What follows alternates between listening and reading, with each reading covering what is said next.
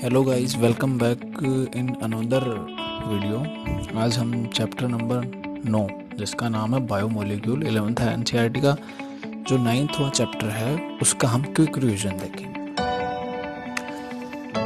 तो देखिए, हम बात तो करते ही हैं कि एनसीईआरटी का ही रिवीजन नीट के लिए क्यों बेटर है, क्योंकि उससे सीधे क्वेश्चन पूछे जाते हैं, इसलिए हम नीट का रिवीजन कर रहे हैं इस वक्त।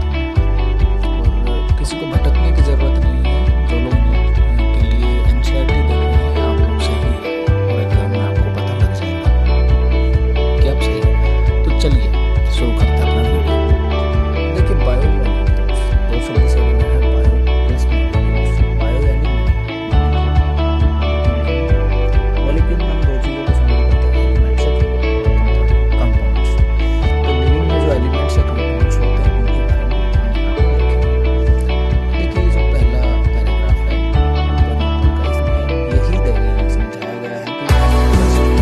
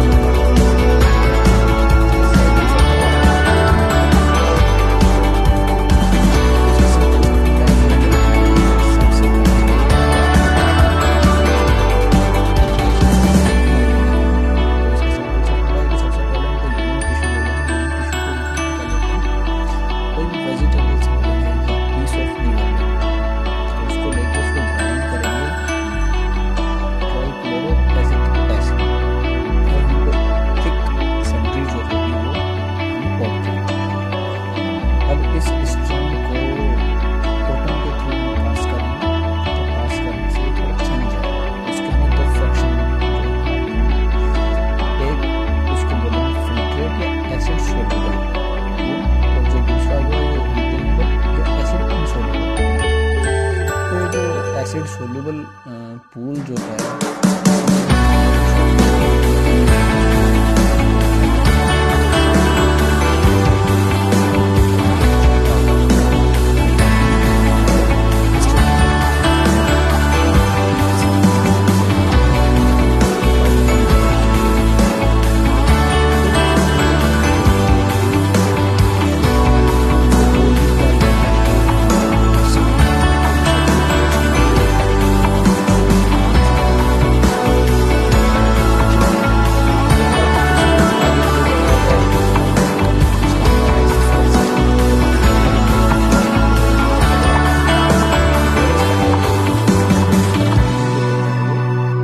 इवेपोरेट हो जाता है और जो रिमेन्स मटेरियल जो होता है उसका हम ड्राई वेट ले लेंगे और उसके बाद में टिश्यू को बर्न किया जाएगा। बर्न करने से उसमें जितने भी कार्बनिक कंपाउंड जो होंगे वो ऑक्सीडाइज हो जाते हैं, सारे ऑक्सीडाइज हो जाते हैं। इसका मीनिंग ये है कि अब उसमें कार्बन और इससे रिलेटेड कंपाउंड बिल्कुल नहीं बचेंगे। क्यों? क्योंकि देखिए, कार्बन जो होता है वो एक कार्बन इसके कंपाउंड फॉर्म में पाए जाते हैं और जब इसको हम जलाएंगे तो जो कार्बन होता है वो CO2 और वाटर के रूप में जितना भी कार्बन होता है वो सारा खत्म हो जाता है, वहाँ से रिमूव हो जाता है। अब ये जो जो मटेरियल हमारे पास बचा है इसको एस कहते हैं, ASH, एस बोलेंगे इसको। और इसमें सिर्फ इनऑर्गेनिक एलिमेंट और इनऑर्गेनिक कंपाउंड पाए जाते हैं। तो यहाँ से क्वेश्चन जो बन सकता है वो ये कि इनऑर्गेनिक एलिमेंट कौन कौन से, तो कैल्शियम +2, मैग्नीशियम +2, ये जो होंगे इनऑर्गेनिक कंपाउंड, इनऑर्गेनिक एलिमेंट होंगे। और इनऑर्गेनिक कंपाउंड में सल्फेट और फॉस्फेट यहाँ पे पाए जाएंगे। अब ये इनऑर्गेनिक एलिमेंट, इनऑर्गेनिक कंपाउंड जो होंगे ये फर्दर मिलकर ये अमीनो एसिड, न्यूक्लियोटाइड्स और फैटी एसिड जो होंगे ये आगे इनका निर्माण करेंगे, फॉर्मेशन करेंगे। और ये जितने भी पार्ट्स हैं इनऑर्गेनिक पार्ट्स हैं, ये एसिड सोल्यूबल रिएक्शन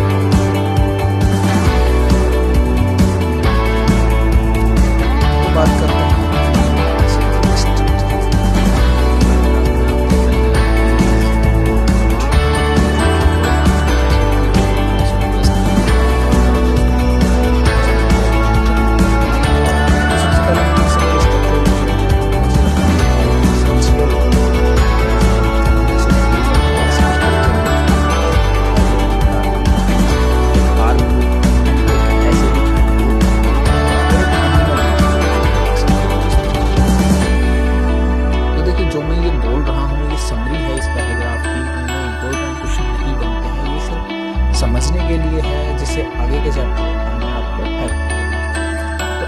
एसिड में की जो नेचर है, ये जो R ग्रुप इस पर लगा हुआ है, इस पर डिपेंड करता है। और हम सभी जानते हैं कि प्रोटीन में 20 टाइप्स के अमीनो एसिड पाए जाते हैं।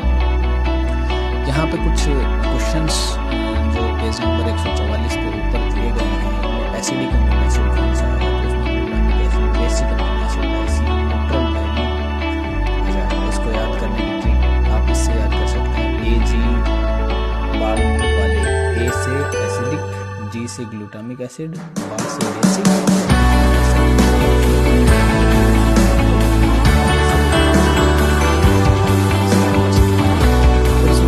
दिया गया है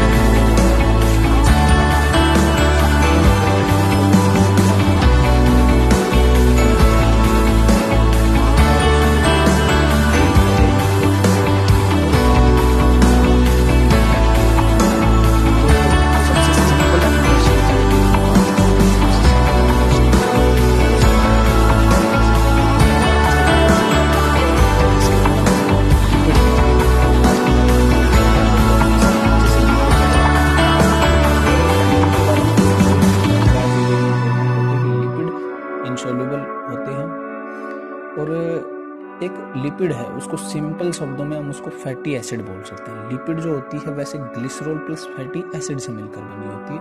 इसमें एक R ग्रुप होता है। R ग्रुप को हम एथिल, मैथिल या कोई भी बड़ी कार्बन की एक चैन से समझ सकते हैं। और उसके साथ में एक जो COOH ग्रुप है, जिसको हम कार्बोक्सिल ग्रुप बोलते हैं, ये उसके साथ लिपिड के साथ अटैच होता है। देखिए बहुत ही सिंपल टॉपिक है, आपको सिर्फ आवाज़ और वीडियो को देख के ही समझ में आ जाएगा।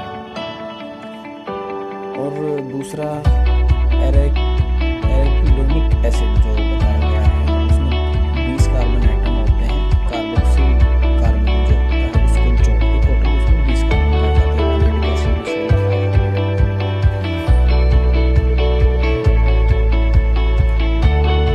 तो सिंपल लिपिड का आप एक और एग्जांपल देख सकते हैं, ग्लिसरॉल, CH2OH, CHOH और CH2OH।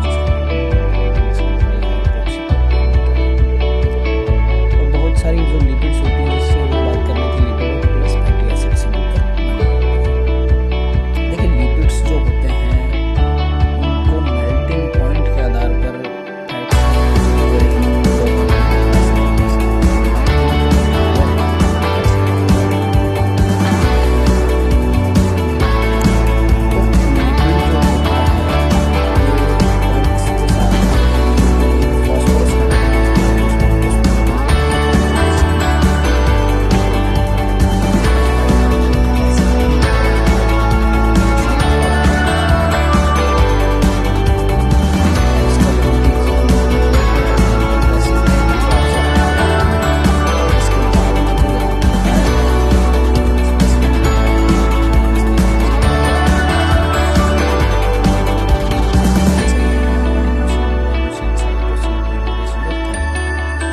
शुगर के साथ में नाइट्रोजनस बेस होता है, उसको न्यूक्लियोसाइड कहते हैं। न्यूक्लियोसाइड, देखिए न्यूक्लियोसाइड की पहचान ये होगी कि YLIC एसिड, यिलिक एसिड इसके नाम के बाद।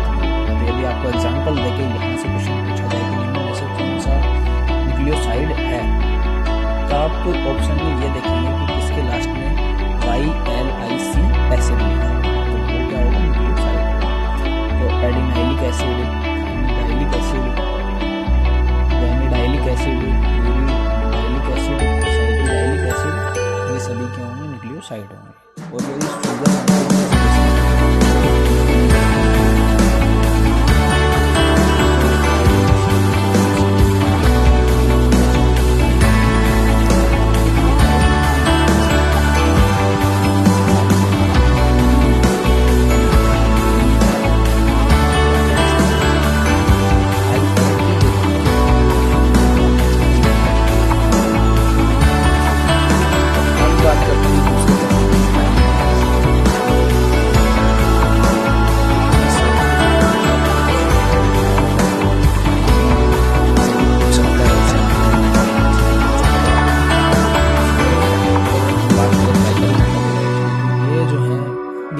आइडेंटिफिकेबल फंक्शन रखते हैं और बहुत ही इम्पोर्टेंट रोल प्ले करते हैं फिजियोलॉजिकल प्रोसेस में।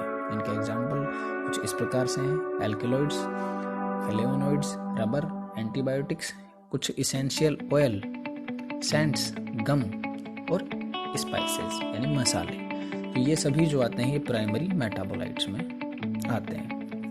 जबकि ये जो टेबल नंबर 9.3 दी गई है इसमें सारे के सारे सेकेंडरी मेटाबोलाइट्स हैं जिनका रोल हम आज तक पूरी तरह से जान नहीं पाए हैं कि उनका रोल कहाँ है, लेकिन ये ह्यूमन वेलफेयर में बहुत ज़्यादा यूजफुल है।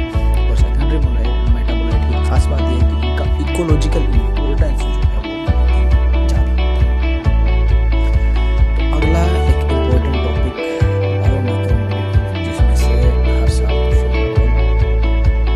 पूछ लिया जाता है, उसकी हम बात करेंगे बायोमैक्रोमोलेक्यूल्स। तो ये वो मॉलिक्यूल्स होते हैं जिनका जो वेट है 800 डाल्टन से ज़्यादा होता है।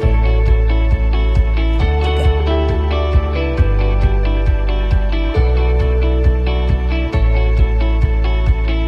सॉरी 800 से ज़्यादा नहीं, ये बायोमैक्रोमोलेक्यूल्स की रेंज है 18 से 800 ऐसे इनसॉल्युबल पार्ट्स का जो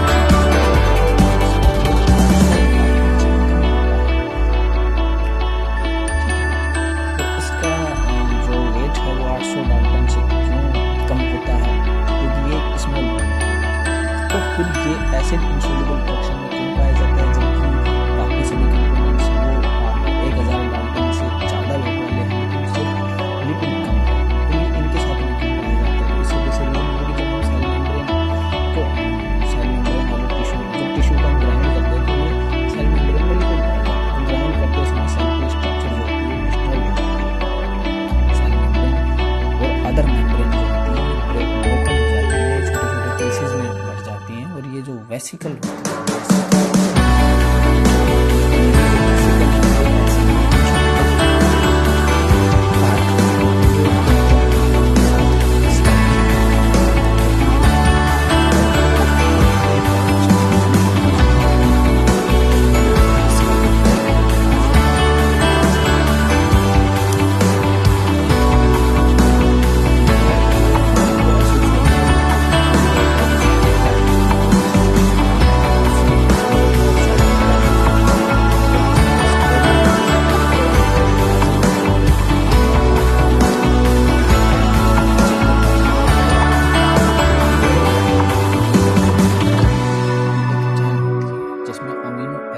polypeptide of amino acid is called protein. इसमें अमीनो एसिड जो होते हैं वो पॉलीपेप्टाइड बॉन्ड के द्वारा जुड़े होते हैं।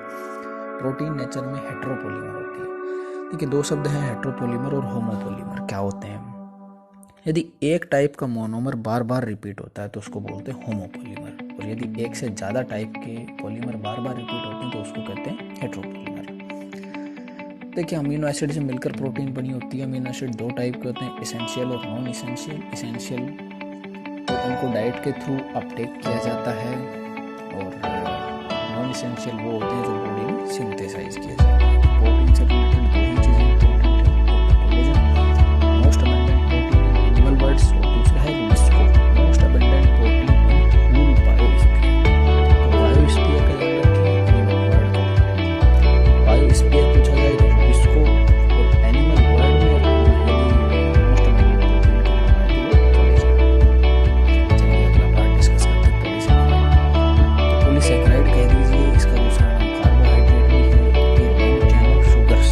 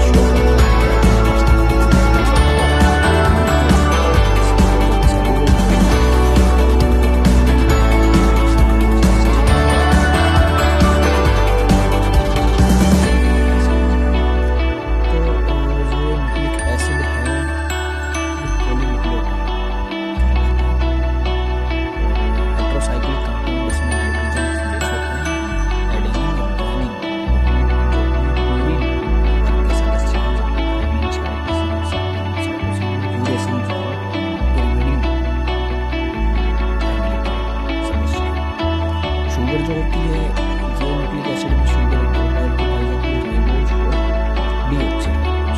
राइबोज जो होती है मोनोसैकेराइड पेंटोज होती है, 2 डाई डीऑक्सीराइबोज शुगर पाई जाती है। जिसमें डीऑक्सीराइबोज शुगर पाई जाएगी उसको डीएनए कहते हैं।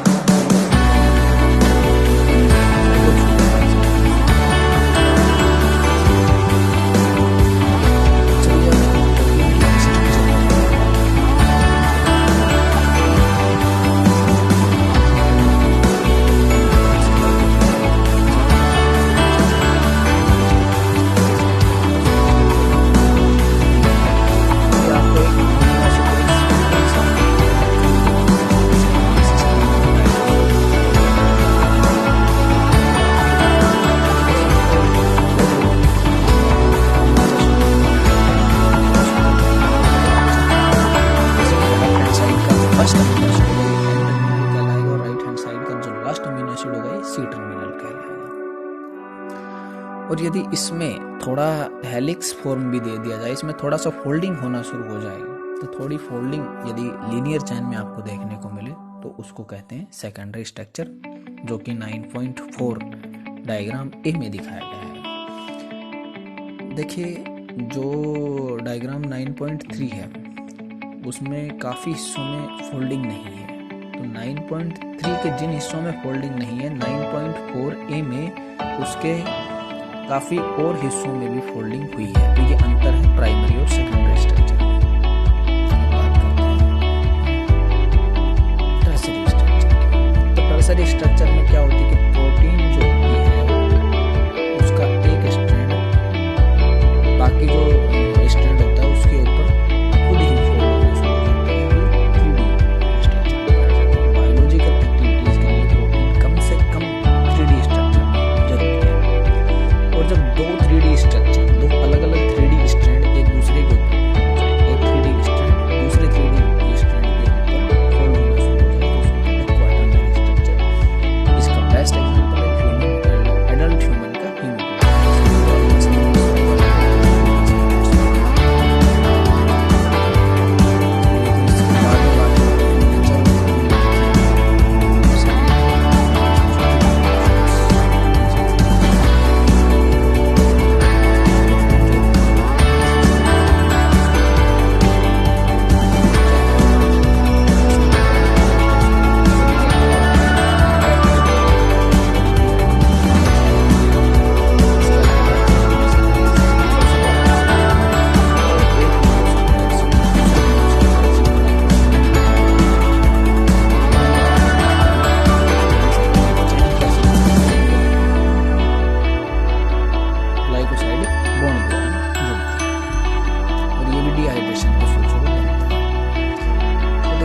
फॉस्फेट होता है, तो फॉस्फेट हाइड्रोक्सिल ग्रुप जो शुगर में पाया जाता है उसके साथ एस्टर बॉन्ड होता है।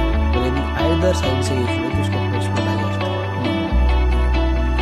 यहाँ से ये बात थी। अब बात करेंगे हम इसी में आने वाले न्यूक्लिक एसिड के बारे में, जिसमें बताया गया है कि न्यूक्लिक एसिड की जो स्ट्रक्चर होती है वो सेकेंडरी होती है और वाटसन और क्रिक का जो डीएनए मॉडल है वो भी सेकेंडरी स्ट्रक्चर इसमें बताया गया है कि जो डीएनए है वो एक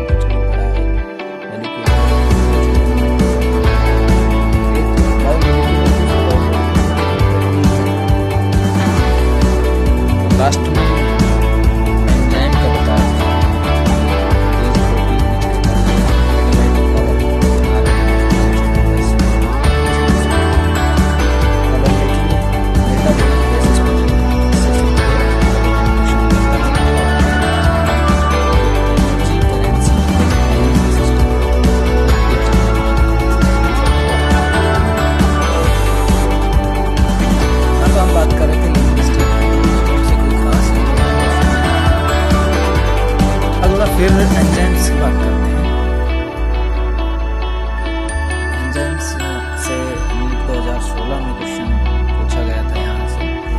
वो क्वेश्चन कुछ इस प्रकार से था कि जो राइबोजाइम जो है ये किसको कहते हैं। तो राइबोसोम की जो 23S यूनिट जो होती है उसको राइबोजाइम बोलते हैं। एंजाइम प्लस राइबोसोम दोनों का एक कॉम्बिनेशन। और एंजाइम जो होता है ये प्रोटीन पर एक्टिव साइट पर बाइंड होता है।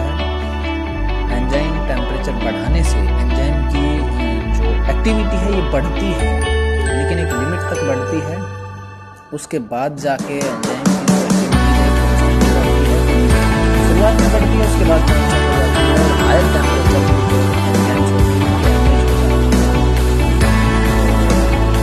टेम्परेचर एनसीईआरटी के हिसाब से बताया गया है 40 डैमेज हो जाता है, कम हो जाए। लेकिन कुछ ऐसे भी एंजाइम्स होते हैं जो 80 से 90 डिग्री सेंटीग्रेड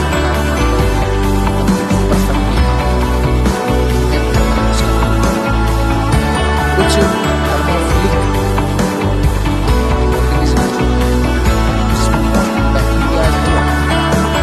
उनमें ये एक्टिविटीज पाई जाती है।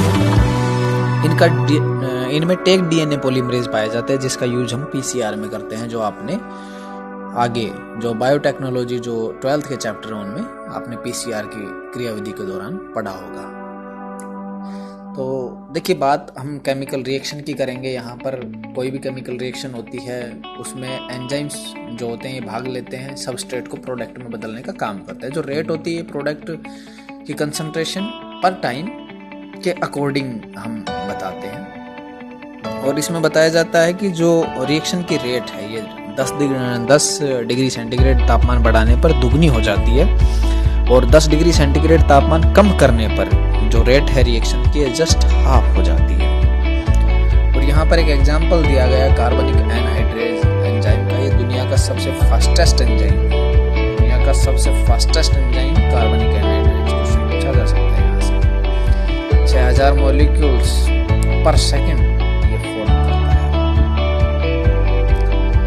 तो इतनी फास्ट जो एंजाइम की एक्टिविटीज है कि एंजाइम जो होता है वो एक सबस्ट्रेट को प्रोडक्ट में चेंज कर देता है इतनी फास्ट। तो आखिर कैसे जो एंजाइम है ये काम कर पाता है?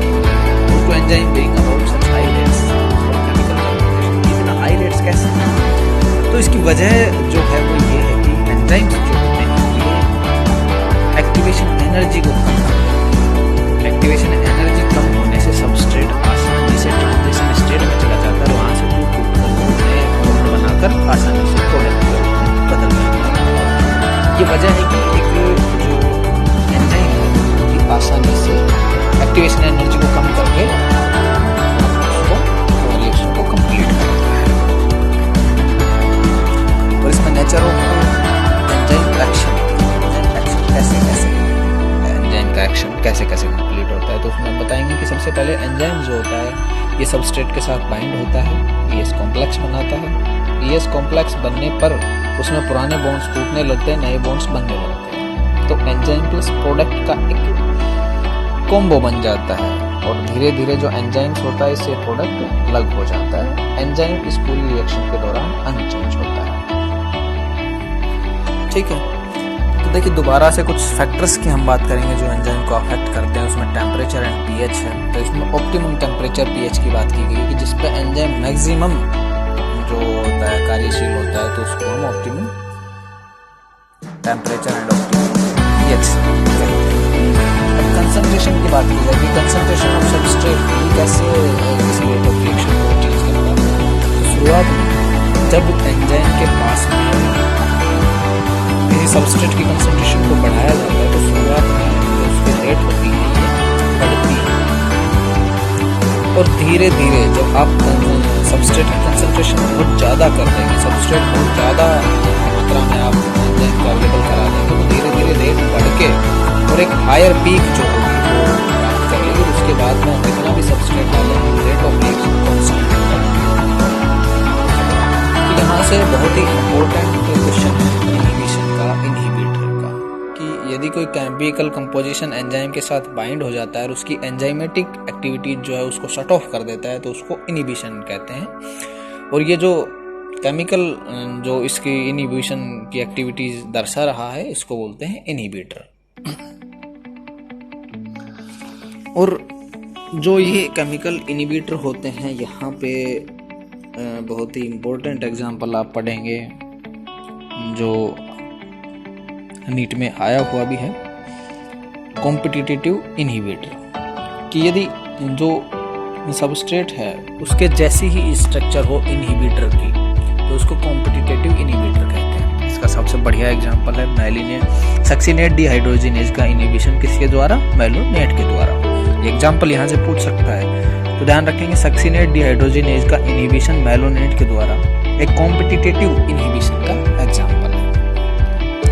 इसके बाद जो classification and nomenclature of enzymes है, इससे कोई इंपॉर्टेंट क्वेश्चन नहीं बनता है, तो हम बात करेंगे कोफैक्टर्स। ठीक है, कोफैक्टर्स क्या होते हैं? तो कोफैक्टर्स वो non enzymatic part, non protein part है जो किसी एंजाइम को कैटालाइटिकली एक्टिव करता है, एंजाइम के साथ पाया जाता है। और एक एंजाइम में नॉन प्रोटीन पार्ट जो उसको कैटालाइटिकली एक्टिव करता है, उसको काम करने के लिए जो एक्टिव करता है उसको कोफैक्टर्स बोला जाता है, कोफैक्टर्स कहते हैं उसको।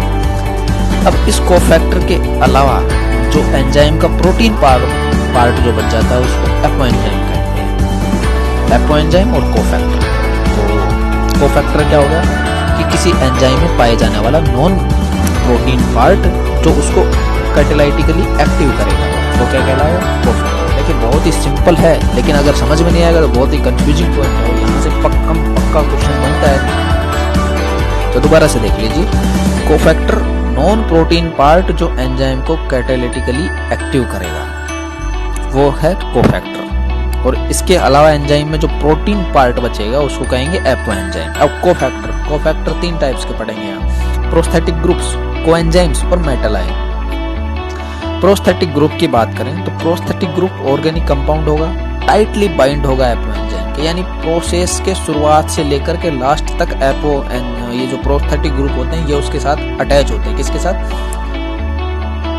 एपोएंजाइम के साथ। शुरुआत से लास्ट तक ये आपको देखने को मिलेंगे, रिएक्शन के बाद में भी ये आपको देखने को मिलेंगे। इसके एग्जांपल है पेरोक्सिडेज एंड कैटालाइज, जो टाइप के जो होंगे वो किसके अंतर्गत आएंगे? Prosthetic group. तो अगला कोफैक्टर है कोएंजाइम। कोएंजाइम क्या होते हैं? ऑर्गेनिक कंपाउंड होते हैं और इनकी खास बात यह है कि ये पूरी प्रोसेस के दौरान उस एपोएंजाइम से जुड़े हुए नहीं होते। ये सिर्फ जब इनको कैटालाइसिस की प्रोसेस करनी होती है उस दौरान ही जुड़ते हैं, सबस्ट्रेट को प्रोडक्ट में चेंज करवाते हैं और उसके बाद में ये एपोएंजाइम से हट जाते हैं।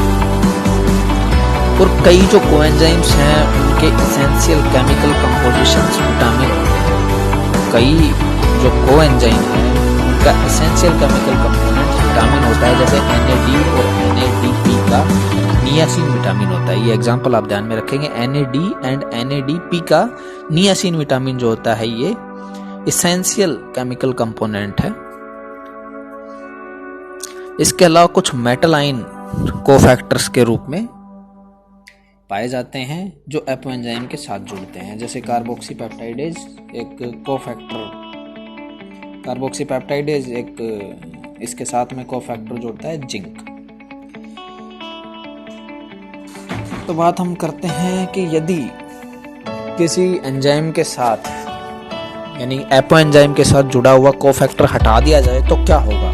तो यदि किसी एंजाइम के साथ उसका कोफैक्टर हटा दिया जाए, किसी एपोएंजाइम के साथ उसका कोफैक्टर हटा दिया जाए तो उसकी जो कैटालाइटिक एक्टिविटी होगी वो प्रभावित होगी, वो कैटालाइटिक एक्टिविटी बिल्कुल लॉस्ट कर देगा और वो किसी भी रिएक्शन को आगे कैटालाइज नहीं कर पाएगा। तो एनसीईआरटी के इस चैप्टर में बस इतना ही। एंजाइम इसका बहुत ही इंपॉर्टेंट पार्ट है, एंजाइम को अफेक्ट करने वाले ये जो है ये पोर्शन इंपॉर्टेंट है और इसका जो कोफैक्टर वाला पोर्शन है यह कंफ्यूजिंग भी है और ये इंपॉर्टेंट भी, इससे क्वेश्चन आए हुए हैं। और अगर आपको पढ़ाया हुआ अच्छा लगता है, अगर आपको ऐसी और PDF चाहिए तो आप कमेंट सेक्शन में जाके जिस भी चैप्टर में आपको प्रॉब्लम है आप बता सकते हैं, आपको किस चैप्टर की PDF चाहिए। ऐसे ही फास्ट रिवीजन के थ्रू वो अवेलेबल कराई जाएगी। Thank you. और यदि आपको थोड़ा सा भी इम्पोर्टेंट लगा हो, आपके लिए जानकारी लाभप्रद हो, तो चैनल को प्लीज़ सब्सक्राइब कीजिए। थैंक्स।